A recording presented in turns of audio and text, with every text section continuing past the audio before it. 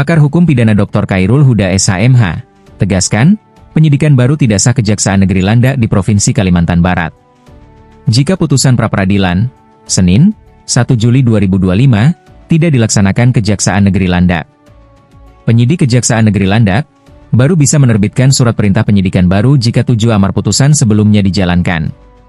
Demikian pakar hukum pidana Universitas Muhammadiyah Jakarta, Dr. Khairul Huda SHMH.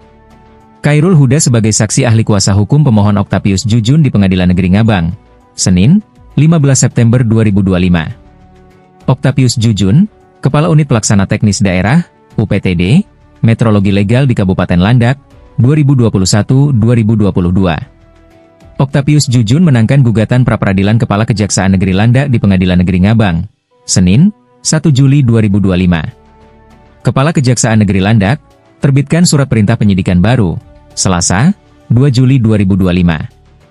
Tanpa menjalankan semua dari 7 amar putusan pra-peradilan sebelumnya. Khairul Huda mengatakan, mestinya penyidik Kejaksaan Negeri Landak melaksanakan 7 amar putusan, Senin, 1 Juli 2025. Di antaranya diperintahkan menerbitkan surat perintah penghentian penyidikan dan mengembalikan aset pemohon yang disita.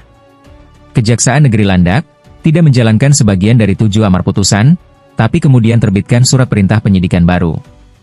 Dengan objek perkara dan pasal dituduhkan sama dengan yang sudah dibatalkan Hakim Tunggal Pra-Peradilan Negeri Ngabang, Senin, 1 Juli 2025. Sidang pra-peradilan kedua kali dari pemohon Octapius Jujun dan termohon Kepala Kejaksaan Negeri Landak dipimpin Hakim Tunggal Pengadilan Negeri Ngabang, Rio Rinaldi Silalahi SHMH dan Panitera Pengganti, Marlina Paulina Sihite.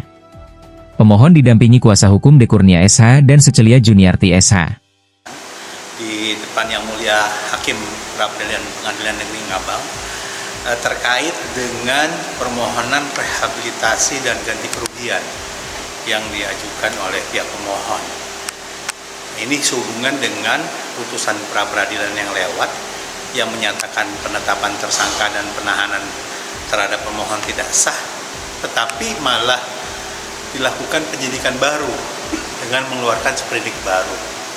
Ya, tadi saya katakan bahwa ini menunjukkan bahwa pihak termohon dalam hal ini kejaksaan belum atau tidak melaksanakan putusan pra-peradilan tersebut yang seharusnya menjadi kewajiban hukum dari kejaksaan atau jaksa untuk melaksanakan putusan tersebut. Dan oleh karena itu wajar kalau di dalam permohonan pra-peradilan ini juga dimohonkan agar sprindik yang baru itu dinyatakan tidak sah.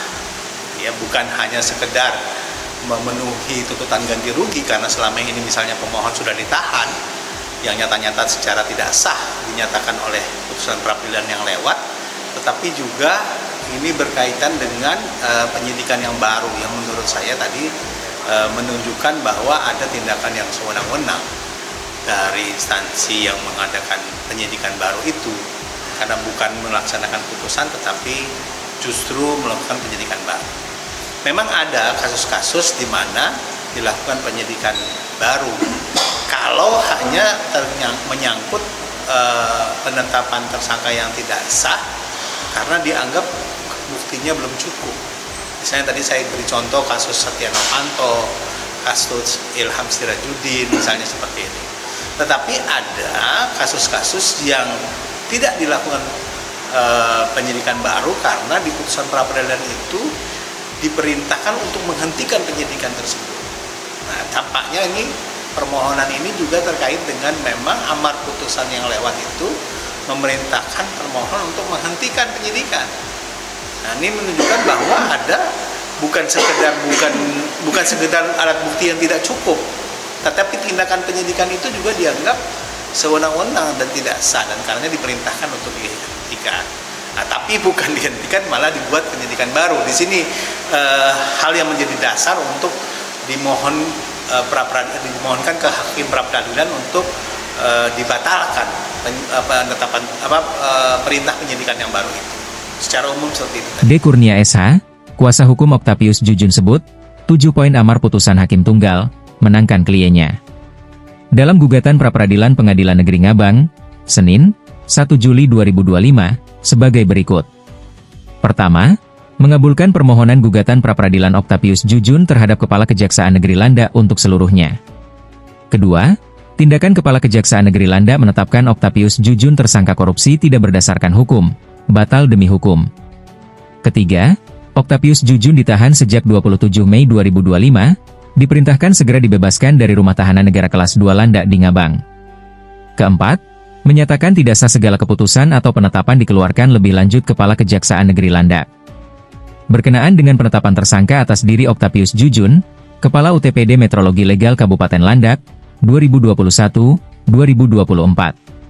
Kelima, menyatakan tidak sah dan batal demi hukum seluruh rangkaian proses penyidikan Kepala Kejaksaan Negeri Landak. Sebagaimana surat perintah penyidikan Kepala Kejaksaan Negeri Landak pada 2 Desember 2024. Memerintahkan Kepala Kejaksaan Negeri Landak menghentikan penyidikan terhadap perintah penyidikan kepada Octavius Jujun. Keenam, memulihkan hak Octavius Jujun dalam kemampuan, kedudukan dan harkat serta martabatnya. Ketujuh, bebankan biaya perkara gugatan pra-peradilan Octavius Jujun terhadap Kepala Kejaksaan Negeri Landak kepada negara.